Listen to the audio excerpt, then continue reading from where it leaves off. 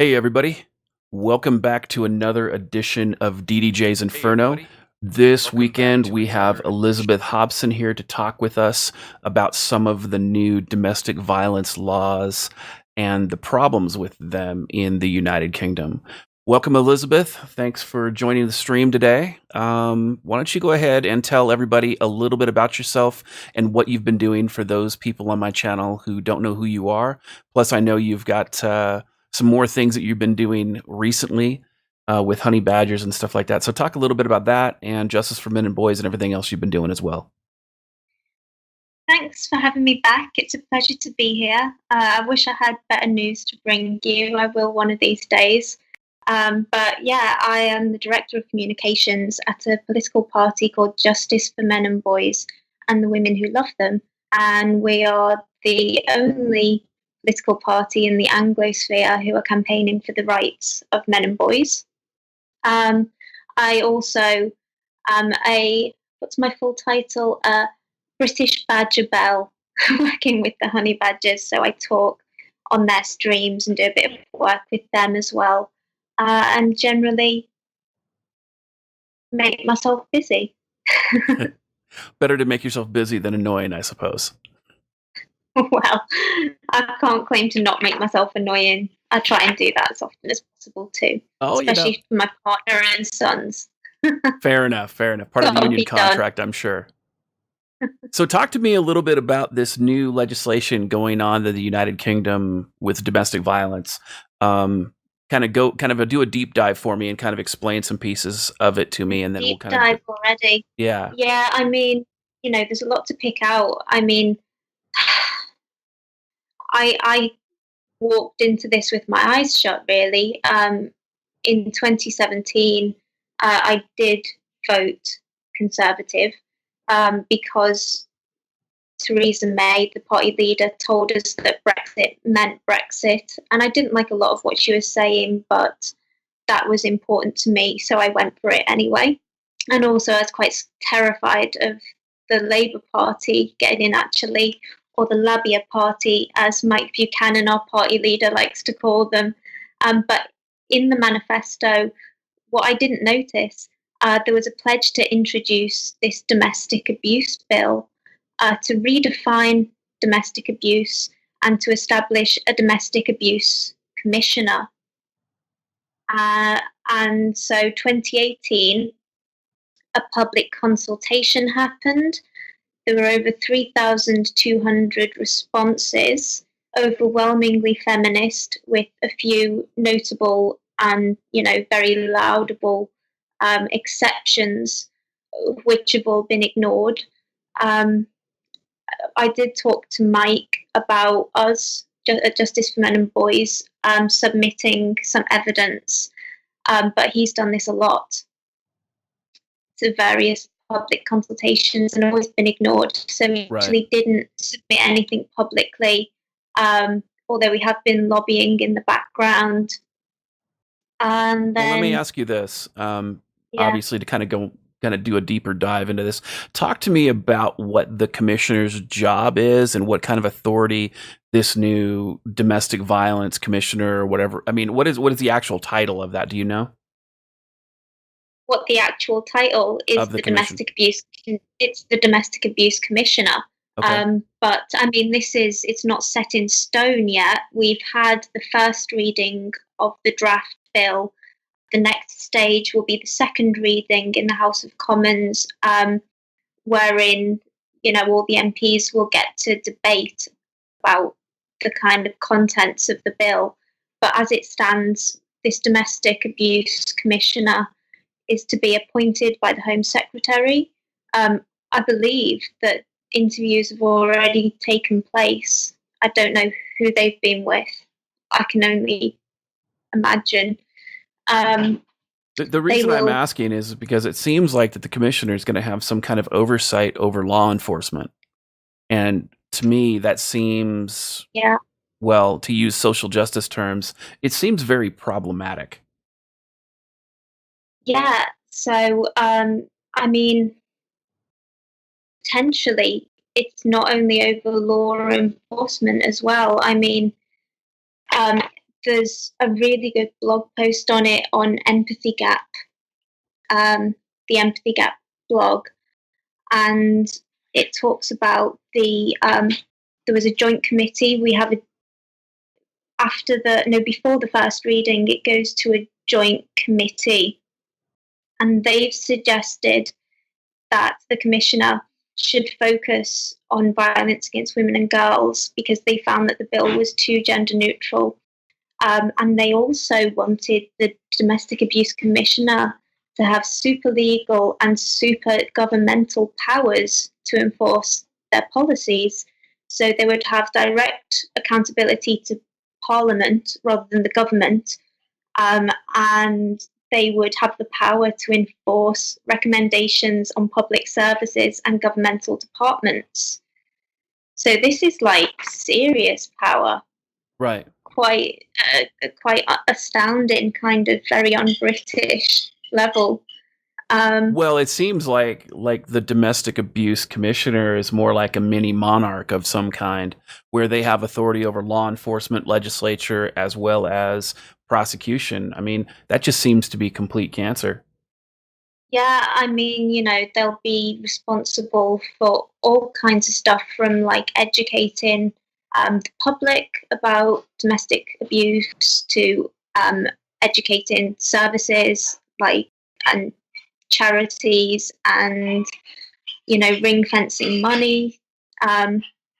So yeah, they're really going to have, by the looks of it, a massive amount of power. So if it's Philip Davies, then we'll be in luck. Right. But I very much doubt that, and there is no one else in Parliament who's going to exercise that in anything but a feminist way, basically. Well, let me ask you this. I mean, because this also seems like it's a very one-sided bill. And I know that there was a lot of pushback when they wanted to call it, what was it, violence against women and girls, and they had to change it to, or at least change the name. Kind of go into that a little bit if you can. No, I mean, I think as far as I know, it's been billed as the domestic abuse, but then the committee, the joint committee that looked at the kind of draft consultations and stuff, and made recommendations, which was chaired by Maria Miller, who is also the chair of the Women and Equalities Committee, and an all-round horror show. She was upset that it was called the Domestic Abuse Commission or Commissioner, and she wanted it to have a name that was, exclusively kind of focused on women and girls. Right.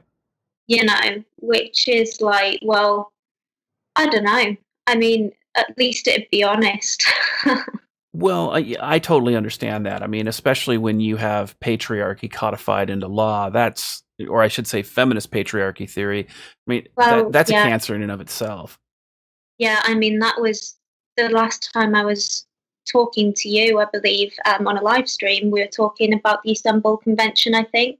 Right. And so I looked back at that recently, and, that passed with 138 votes to 1, the one being Philip Davies. Right.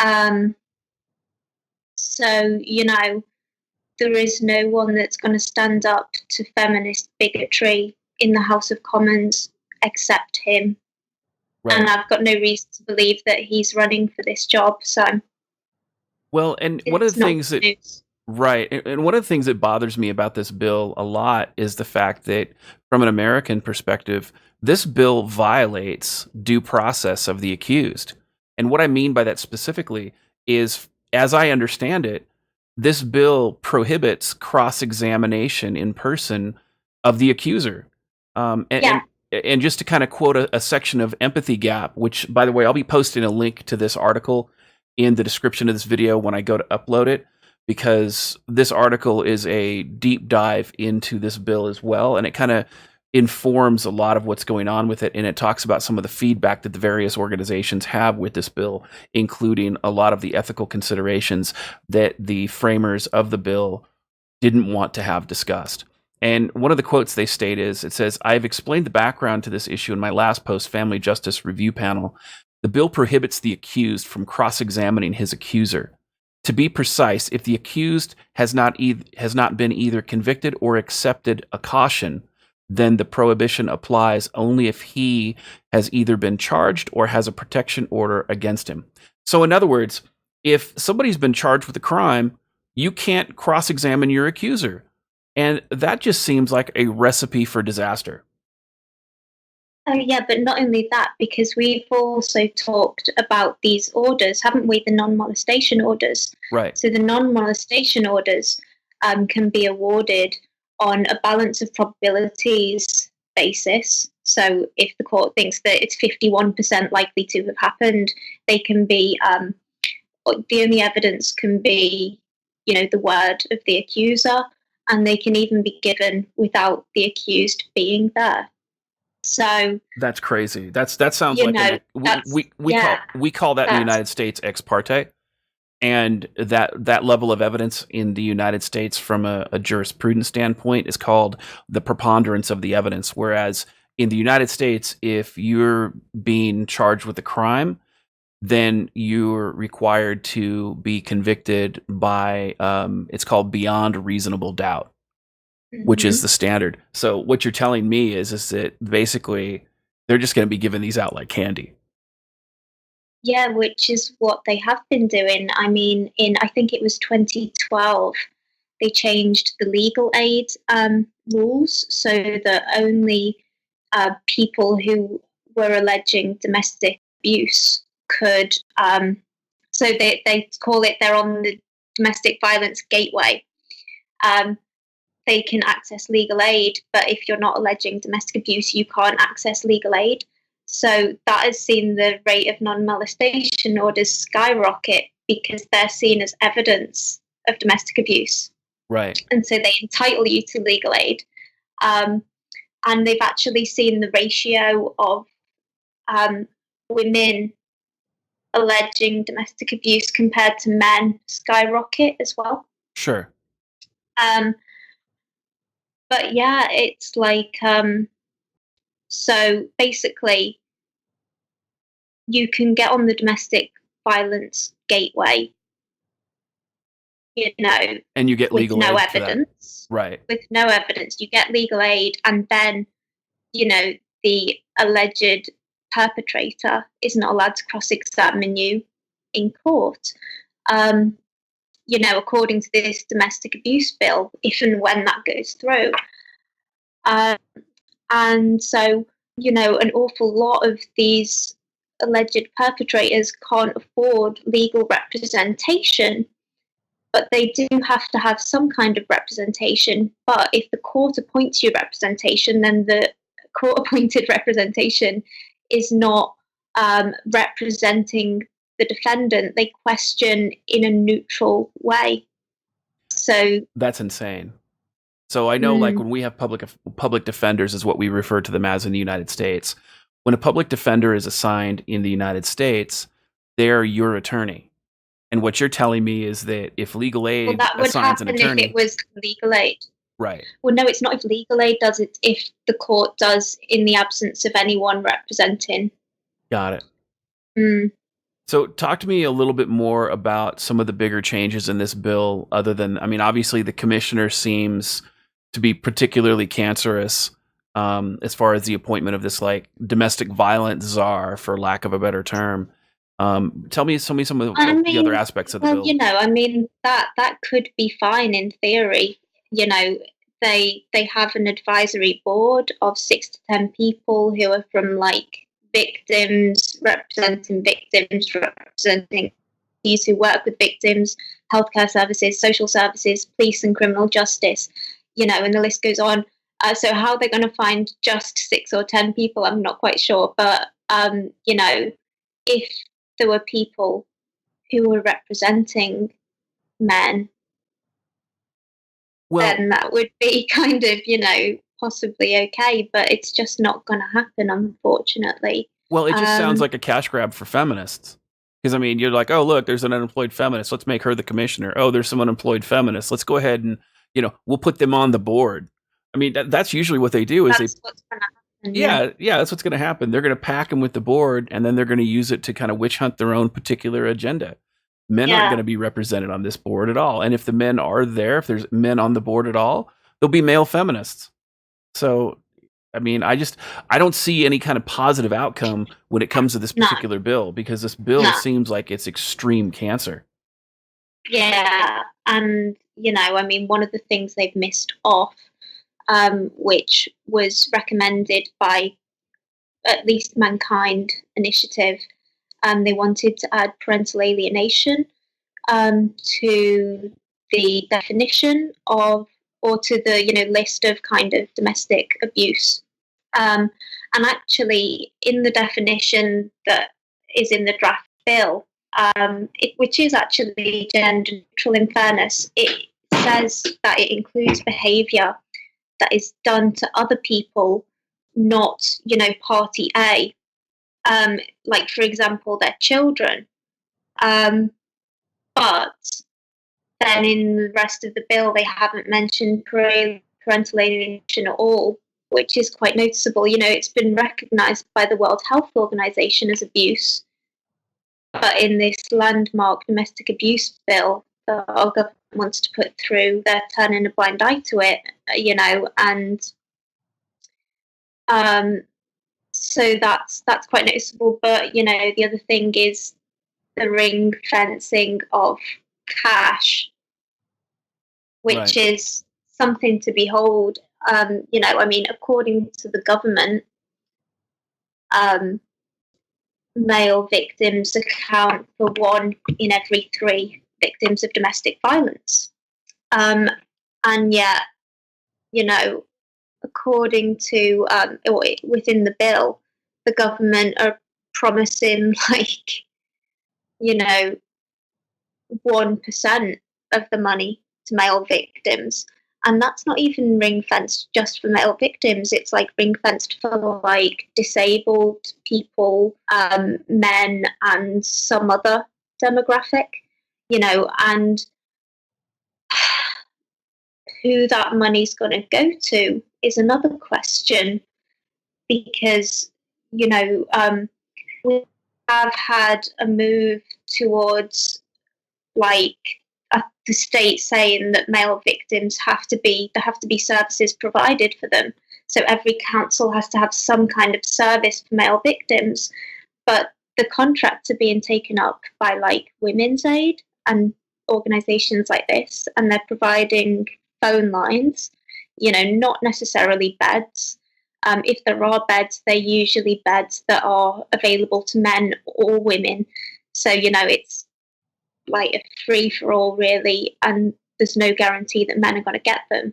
But the phone lines are operating this kind of program called Respect.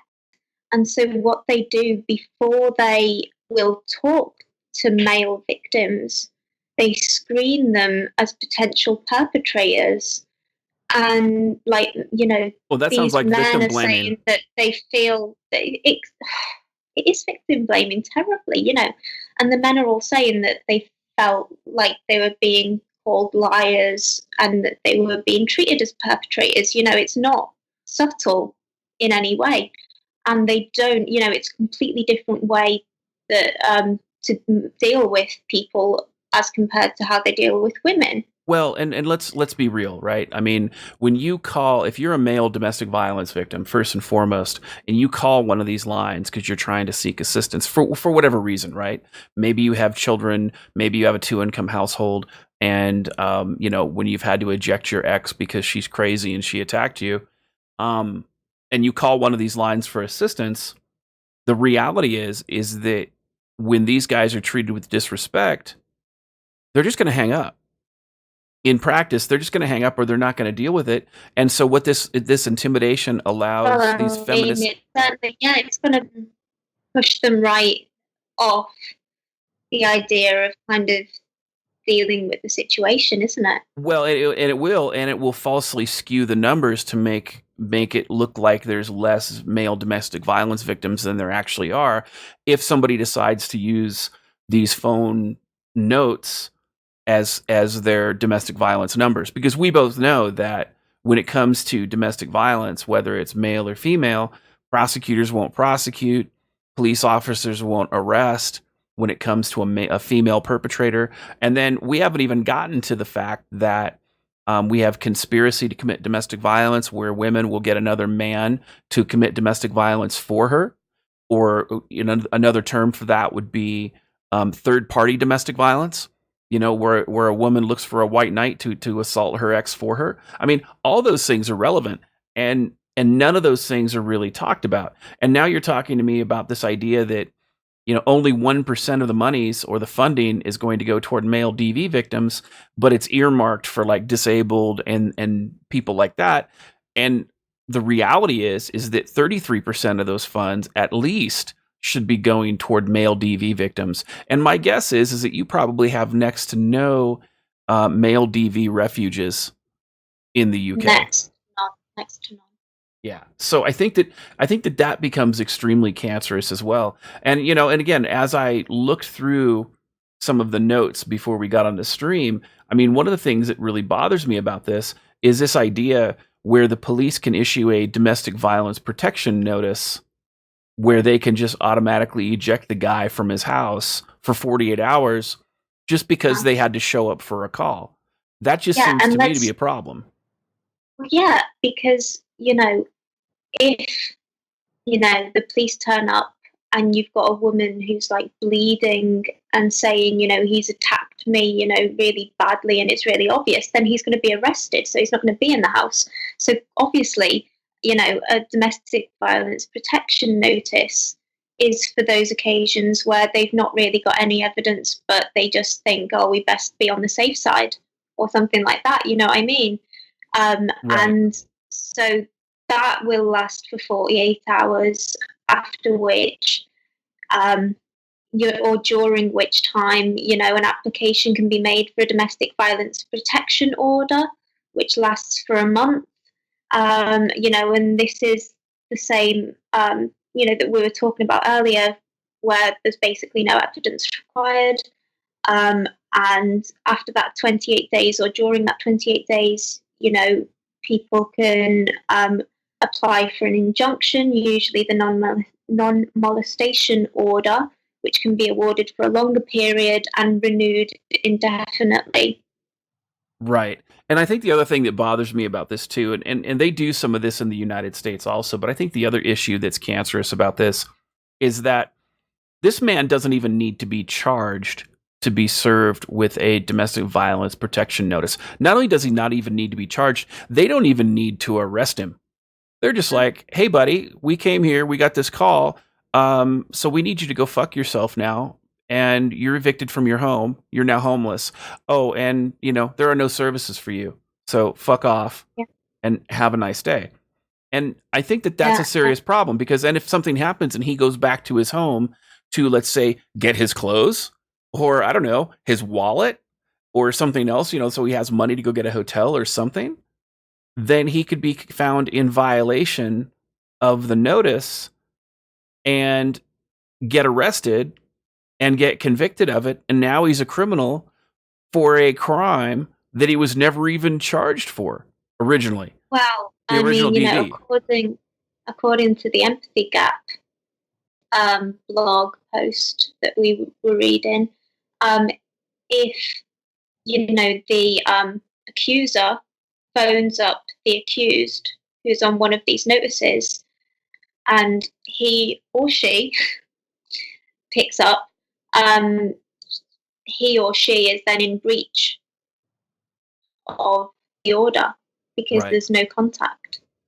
Right. And apparently that's happened, so I mean, well, that happens all the time. You take someone who has not committed any crime, you make contact, a breach of one of these orders, the accuser calls them, and if they've picked up, then they can be arrested and they can be locked up and they can be charged with Well, breach of this order. yeah, and that happens all the time, though. I mean, it's not just in the United Kingdom, and I'm not minimizing the issue, of course, but the reality is that there are women all the time who will get a DV protection order against their significant other, and then what they'll do is they'll call them up for sex.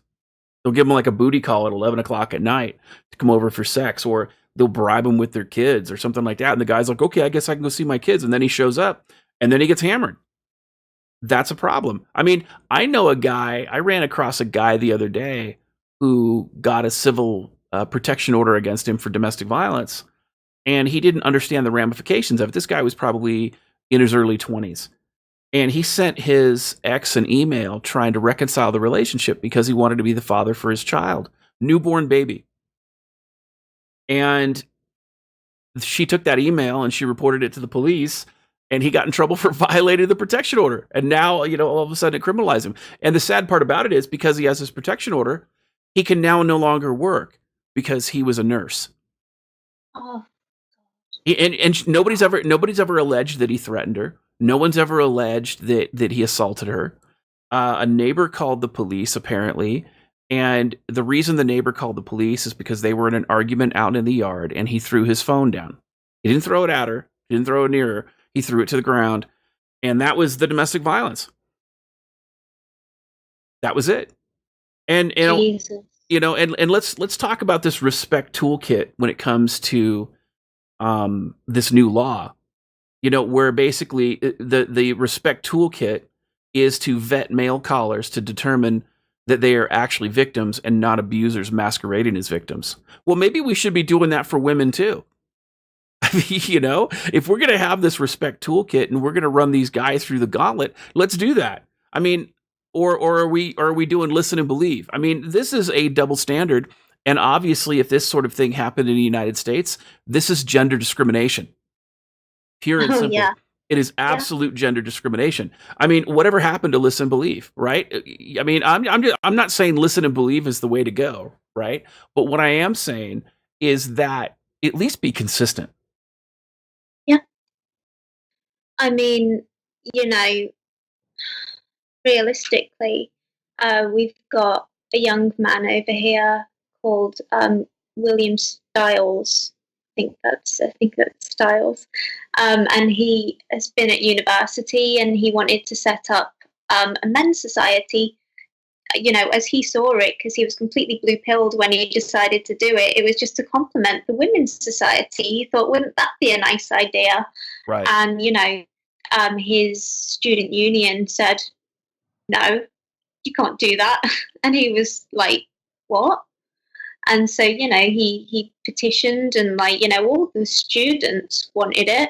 They were all happy for it, but the radicals at the student union said no. And he ended up writing to someone in the government. I can't think who it was he wrote to, but he basically got a reply back saying that our equality legislation isn't meant to apply to men.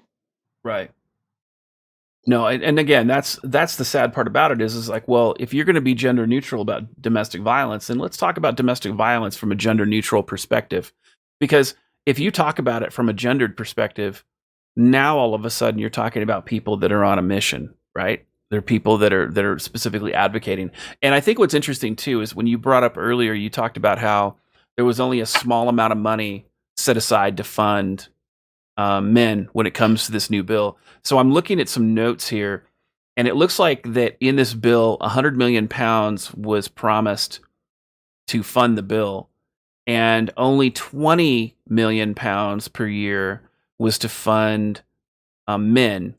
But currently, female DV charities are receiving right now approximately 300 million pounds a year from local authorities and from trusts and foundations and such. So basically what this will means is that if I understand it correctly, that female DV charities and organizations will receive about 380 million pounds, whereas men in general have been only promised 20 million pounds. Now let's talk about the breakdown. Yeah, I think that's... Oh, sorry, go on. You're good. You're good. 8 million pounds is to support children affected by DV, which is what you kind of brought up a little bit before. £2 million is to fund the Standing Together Against Domestic Violence Pathfinder program to create a model health response. So in other words, it's not going toward men; it's just going to go toward somebody's pocket to develop something. So basically, they're going to draw some charts and graphs, and then they're going to pocket the money, and they're going to go to the Bahamas. All right, £2 million is for a community provision for female offenders with experience of domestic abuse. Now, doesn't refer to women. I'm sorry, it says no female offenders doesn't refer to women who perpetrate domestic abuse. This refers to women who have committed any criminal offenses but also claim to have been victims of abuse. So bear that in mind. So if the chick's a crackhead, if she's an armed robber, if she's a murderer, if she's a violent offender, but she also says that she is a DV victim, well, they got £2 million for you. There you go. 1.5 million pounds. And go ahead. Bear in mind, everybody, that's 2 million for female offenders. Keep that figure in mind as we move along. Okay. 1.5 million pounds is for the Women's Aid Ask Me program to raise awareness amongst young people. In other words, hey, young girl in junior high, if your boyfriend disagrees with you, that's abuse. If you ask your boyfriend for money and he says no, that's abuse. I mean, and again, so we're on the same page. For those that don't know, the United Kingdom has coercive controlled domestic violence laws. This is something that Elizabeth and I have talked about previously. It is cancer. It is absolute cancer. 1 million. It is. Go ahead. Yeah. And I mean, the guidance for the police on all of that, to kind of go back to what we were talking about with all the kind of protection notices and orders and stuff. The police guidance on it says that men can be victims of coercive control, but they never are, to paraphrase. Well, so, they do have a system in place and an institution in place for male victims of coercive control. And it's not just in the United Kingdom. It's actually all over the Western world. It's called marriage. And I mean, the Women's Aid Ask Me program, I must actually look that up because I haven't looked it up, but it wouldn't surprise me if it was something like there's a charity called no, I can't remember what it's called, but there's a charity whose work I did look at, who provide programs for schools. And are these like drag queen story hours? Sorry, I was just thinking the name nearly came to me, but it's just evaded me. It's just outside of my memory. Okay. Well, it is kind of late for you, right? They have two programs, and one is for girls, and it teaches them not to be abused, and one is for boys, and it teaches them not to abuse. And I'm not exaggerating. That's exactly what it's like. So what I understand then. Imagine. Right. So what I understand in the UK then is that you have two genders, women and rapists. Oh, God. Is that what I'm hearing? Apparently. I mean, that's insane. But what's interesting is, like, Elizabeth said that about 1% is going to men. I'm actually looking at the breakdowns while she's talking. I don't see 1% going to men. I see this 20 million. It's going to everybody but men. There's nothing specifically here earmarked for men at all. That's crazy. So talk about the substance abuse aspects of this bill a little bit. Gosh, if you can. Substance abuse. So, I mean, that is basically, there is money earmarked for, is it like victims? I think it's female victims who have substance abuse problems. Is that right? That's what it seems like, yeah. Mm-hmm. Yeah, it seems like that they're, let me take a look here. Yeah, women's substance abuse problems. Not men's, but just women's. I will bear my bleeding heart, liberal kind of heart on the kind of the issue of both, the money that's going to the female offenders, and, the money set aside for kind of substance abuse kind of treatment. I think that's all actually a really good idea. I just want it extended to everybody, and it's just quite bizarre that they're earmarking it for victims, because surely it's the perpetrators. But then let's be honest, that these victims quite likely to be perpetrators, because domestic violence is fairly rarely a one-way street. So I don't know, maybe that'll actually be useful. Yeah, I don't know. I mean, my frustration with the whole thing is again, if you're trying to stop domestic violence, and I agree that substance abuse issues do contribute to domestic violence. I mean, I've seen studies on it. But again, it's toward perpetrators, it's not toward victims. So a lot of the substance abuse that's there is, again, it's a perpetrator problem. It's not necessarily a victim problem. Um, so I guess I get a little bit frustrated by that as well. And it also looks like that there's some information here about secure tenancies. So it looks like that they have to give preferential treatment to DV victims for housing. That's insane. That's just insane. Well, I mean, theoretically, if it was applied in a kind of gender blind way, I would think it was probably a fairly reasonable idea. Right. But we both know to that be that's not, honest. yeah, but that's not going to happen. But it's not, no. And, once a certain demographic gets wind of the fact that they're going to get preferential treatment in the housing system, and houses are pretty fucking hard to come by in the UK, particularly some parts, in the south. Sure. It's going to be yet another incentive to make false allegations. And we're racking up incentives to make false allegations like nobody's business in the UK. Well, and that seems to be kind of a big issue, because I know that, like, it was. I know we talked a little bit behind the scenes, and for those people who weren't aware, so the United Kingdom is actually. Have you guys adopted no fault divorce yet? No, we haven't. No. Right. So, I mean, we haven't officially in practice. Like what we have, you can say, it's irreconcilable differences, and we've been separated for 2 years, and get a divorce. Or you can say, oh, we've been separated for 5 years if only one party will say it, and you have to have some kind of proof for it. But I mean, it effectively works as no fault divorce, but we haven't officially adopted it. No. right. And I guess one of the things that I get concerned about is that when it comes to no fault divorce, I know there's a lot of people in the UK, and I thought you at some point as well believe that if you guys had no fault divorce, that domestic violence allegations would go down. I think that it's worth looking into. Right. The reason I bring it up is because I know a lot of your lot think otherwise. But I mean, our divorce rates are similar. Yes, they are. Like, very similar. Yeah. And I would imagine that the false allegation rates are probably pretty similar as well.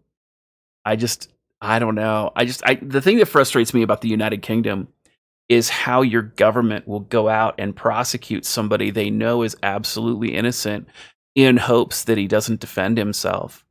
And I remember the case you told me about originally about the guy in the subway who had to defend himself, and they had film footage where he never touched them. Talk to me a little bit about that, because that seems to be like common practice in the United Kingdom.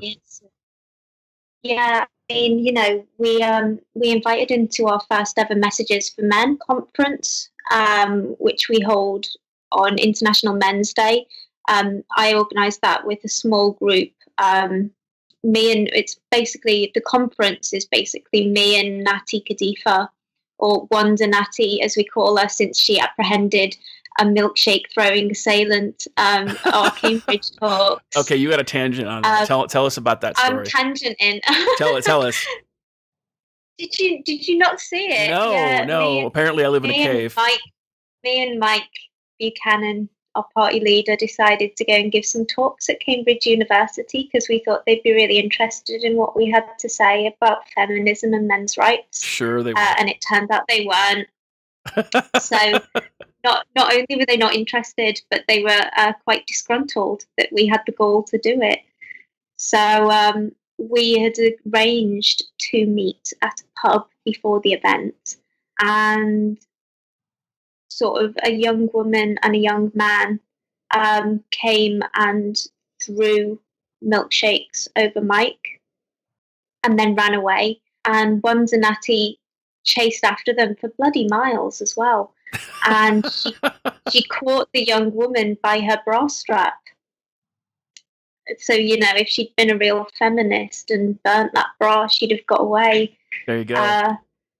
And we're currently, the case is going through the kind of police, and we're hoping that charges will be pressed. We'll see.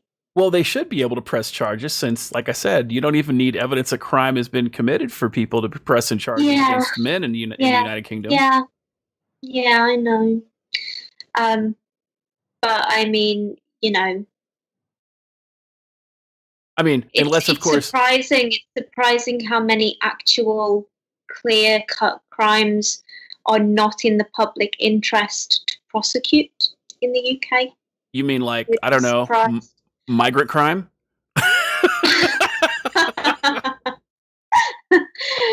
I mean, yes, some of that. And also, some friends of ours went to the Day for Freedom rally, which was like organized by kind of Tommy Robinson and like Milo and Lauren Southern and people like that in London.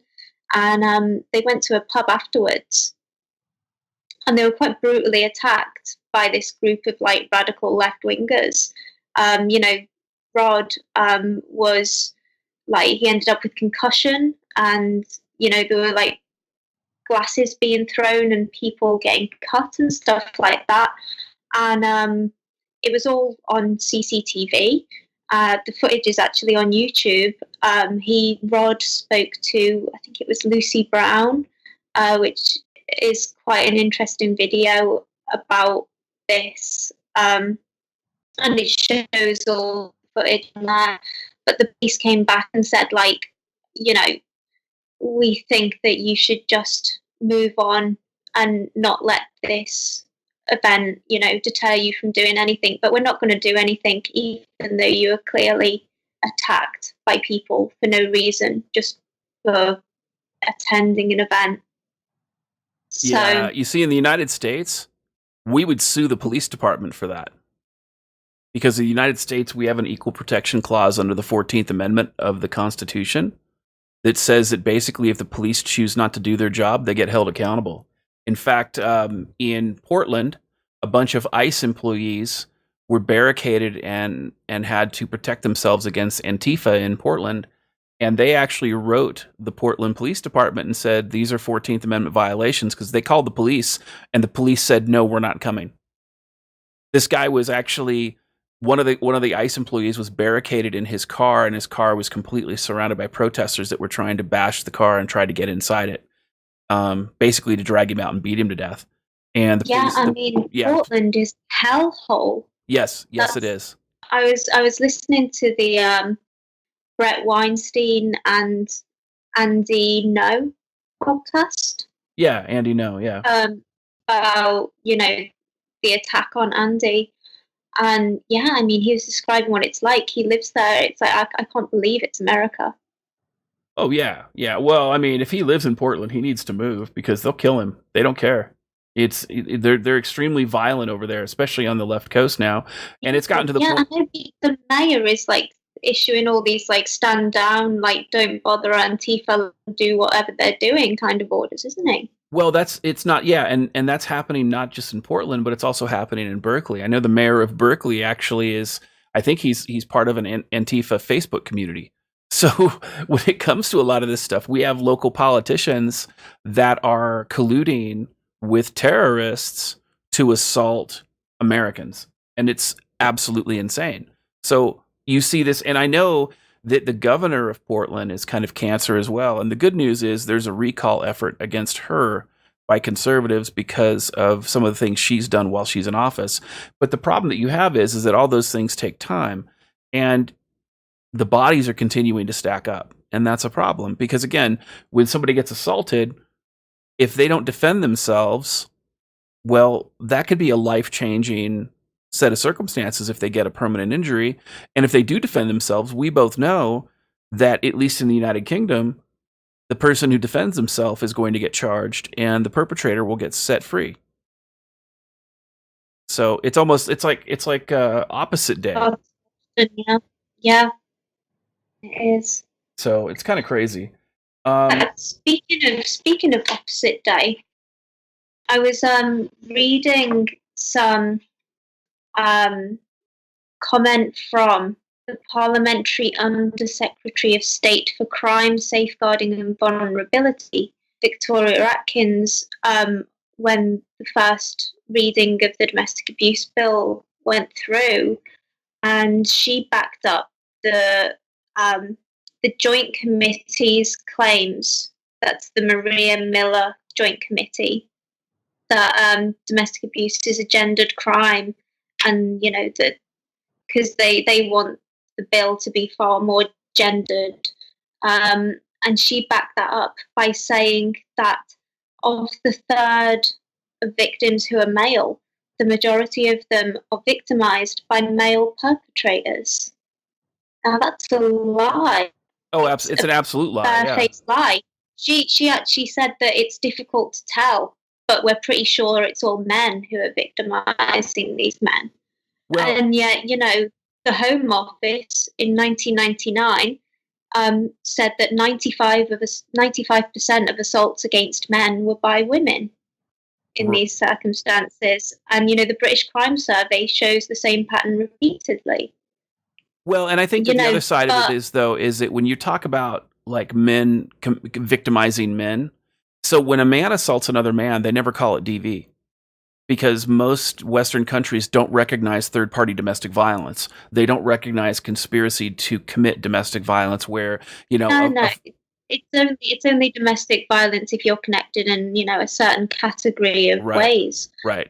But, it is opposite land, isn't it? Yeah. She's standing up in Parliament on the Hansard record saying that, and she must know it's the fucking opposite of the truth. I don't know. Does she? Is she that indoctrinated? Is she only taking advice from, like, Women's Aid? I don't know. I don't know. I don't give the benefit of the doubt anymore because, we live on the information superhighway. We're live streaming on the internet. Most of this knowledge is at our fingertips in this day and age. Yeah, but there is a but.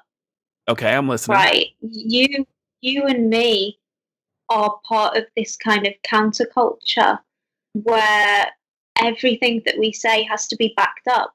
And so me and you are used to checking our facts. But, like feminists just don't get that kind of criticism. They just get to spout a load of shit that they read in The Guardian and nobody questions them on it. Right. Unless Philip Davies is in the house that day.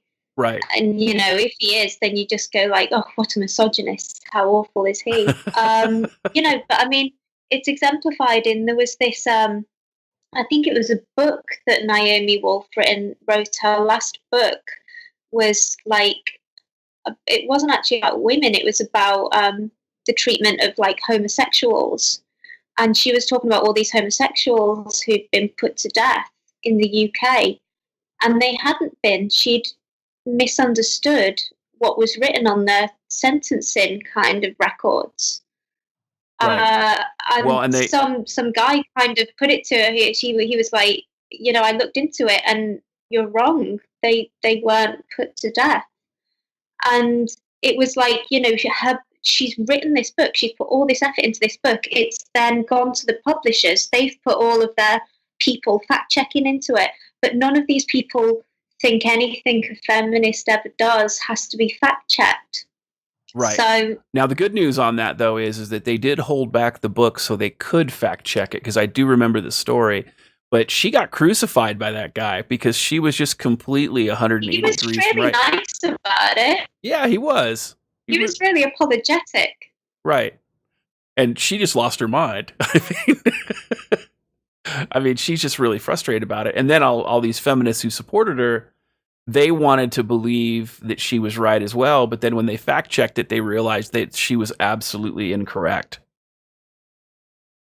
So I don't Yeah, know. but It's it's a whole different culture. right. We live in completely different worlds to these people. You know, they have the accepted narrative, and so whatever they say is taken as truth. You Right. know, I mean, the likes of me and you can't imagine what it is to live in that world. So maybe they really don't know, a lot of them. Well, I can see that, especially if they're completely indoctrinated. So I guess that you're probably onto something here.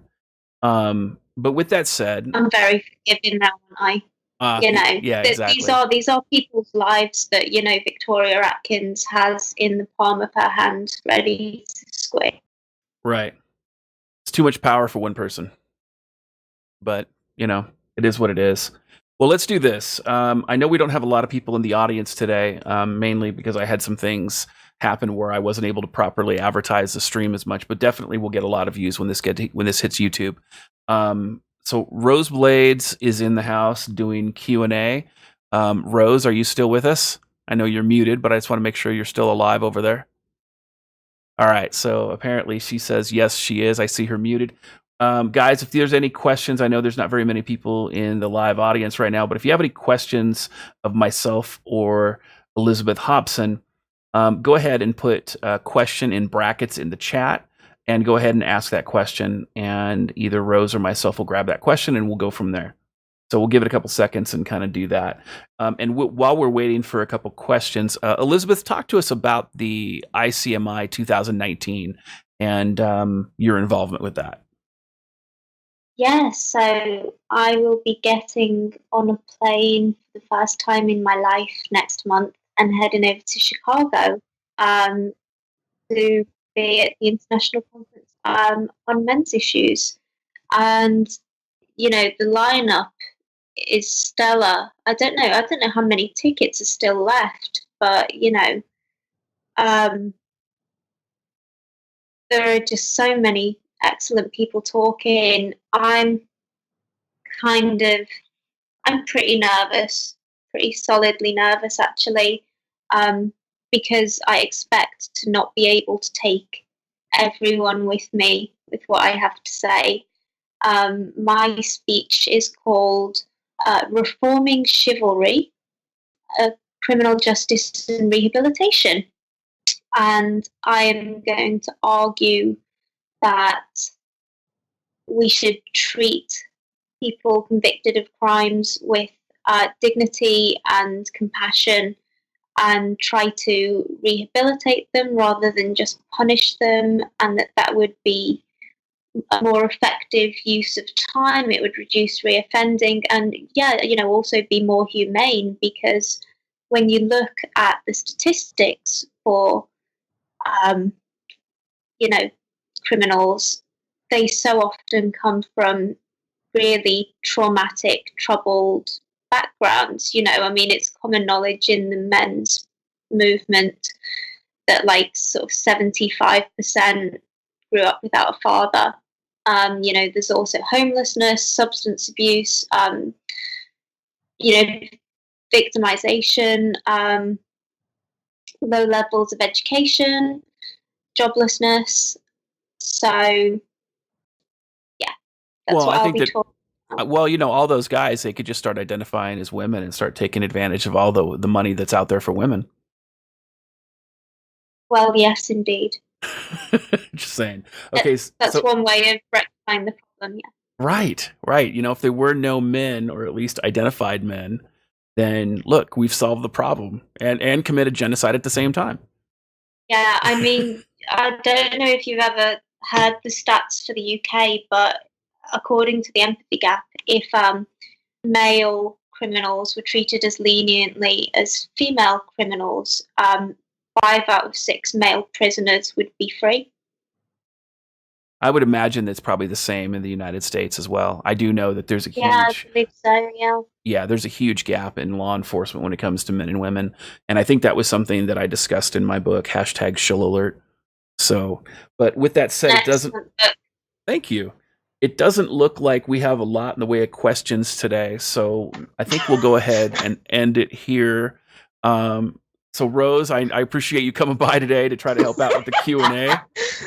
I probably should have done a better job on my end of advertising the stream. We probably would have gotten more questions had that happened. Yeah, DJ, you suck. Yeah, clearly, the short bus here is making all the stops. Oh, here we go. Petrol Cigarette says he has a question. Go for it, Petrol Cigarette. What do you got? Crickets. Yeah. We need our game show waiting music as he types out his question. I thought I was going to hear a voice. Yeah, no voice. Okay, here we go. Go ahead, Rose.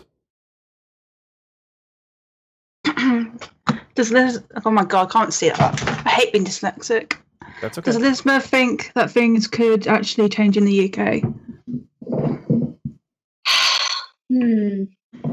I mean, things are changing in the UK, and actually, in fairness, I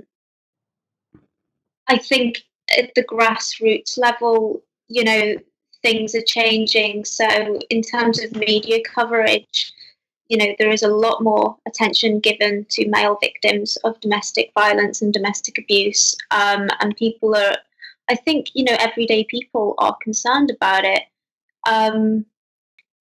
Right now we have Parliament overrun by either feminists or people who lack the courage to stand up against feminist ideology. And the media is kind of,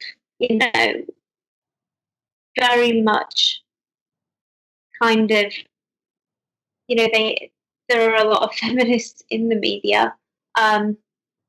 But even there's a morning magazine show on BBC News, and BBC News are horribly feminist, but they had a 1-hour special on male victims of domestic violence quite recently.